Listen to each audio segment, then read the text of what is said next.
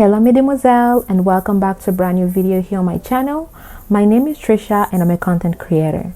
Now if this is the first time you're here, make sure you click the subscribe button and turn on the notification bell so you don't miss out on anything new that I publish every week.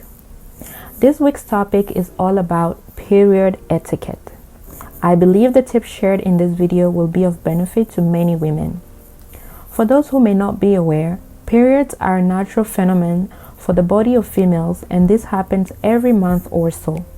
However, the problem crops up when the ladies are not able to manage themselves comfortably during their TOM season, which stands for the time of the month.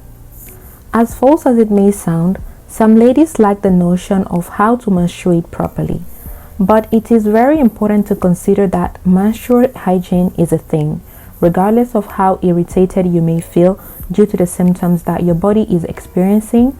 The importance of period etiquette is crucial for your well-being and that of others around you. So tip number 1 will be to clean up after yourself. It is a simple task that I believe all of us can do for our safety and that of others. After using the washroom, it is only polite to ensure that the washroom remains clean. Small things like making sure there are no droplets of blood on the toilet seat is just common courtesy to the person using the toilet after you. Some people are more sensitive than others to seeing blood. Other people are not as comfortable with your body secretion as you are.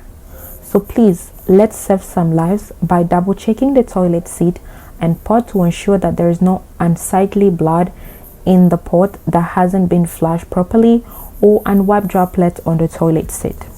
This applies to public washrooms, homes, and any type of washroom or facility, you name it. Tip number 2 is to not flush your sanitary pads down the toilet. Flushing feminine products down the toilet affect the plumbing system and can be very costly to repair the damage. Most toilets have a trash can or a sort of sanitary disposal mounted to the wall. Ladies, they're there for a reason, not just for decoration. Tampons never break down. They are designed to be absorbent.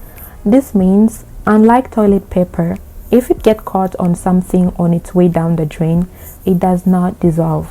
In fact, the tampon will linger in the pipe and allow other debris to build up around it until you call a plumber to clear the obstruction. Also, it can clog the waste system in your local area, leading to sewage backflow to nearby streets. That is how bad it is to flush down the toilet with your period products. Instead of flushing your used products down the toilet, consider rolling it in some toilet paper and putting it in the bin available, or pop it in the dedicated sanitary disposal bin when you're out and about if you feel comfortable enough.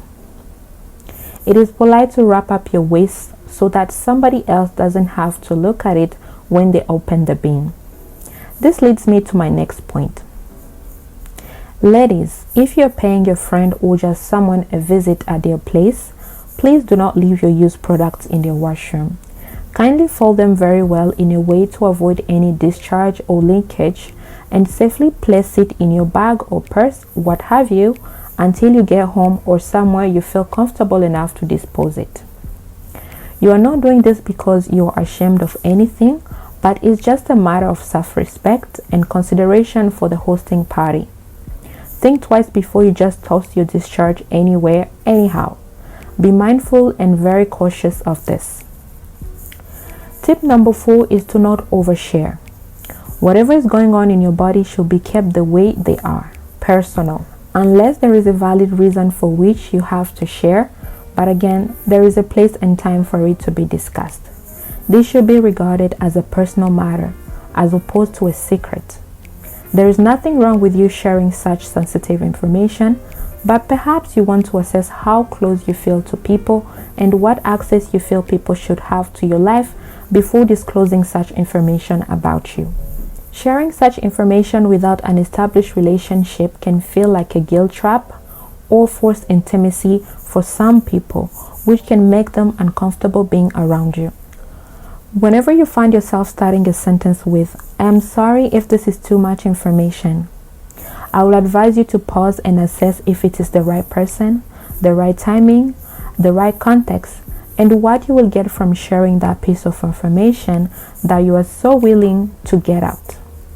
Again, this has nothing to do with stigma or taboo, but more with self-respect and consideration of others. Tip number 5 is to keep track. Track your menstrual cycle to avoid any surprises or unannounced visitors while you are on your out and about. Such surprises in public are not so ideal and ladylike. We want to avoid them at all costs. If you have unusual cycles, you can consider carrying with you a few products of your choice just in case.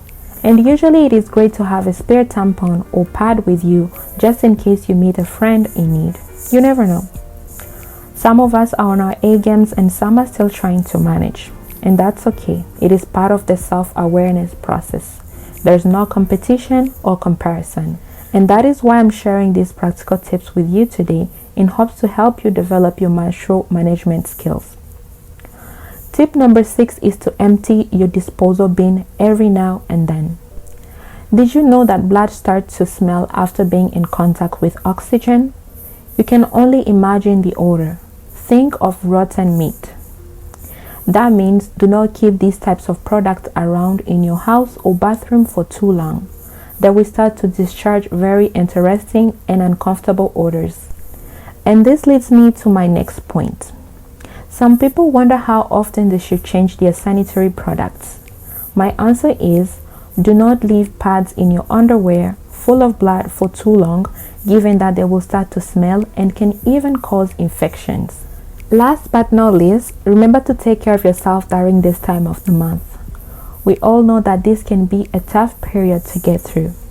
Therefore, give yourself a day off from work if possible. Get some light exercise to ease the discomfort. Watch your favorite movie, schedule some time to sleep, take a hot shower, eat your favorite chocolate or ice cream, drink enough water and take it easy. Do whatever works for you, but do not neglect yourself and your well-being.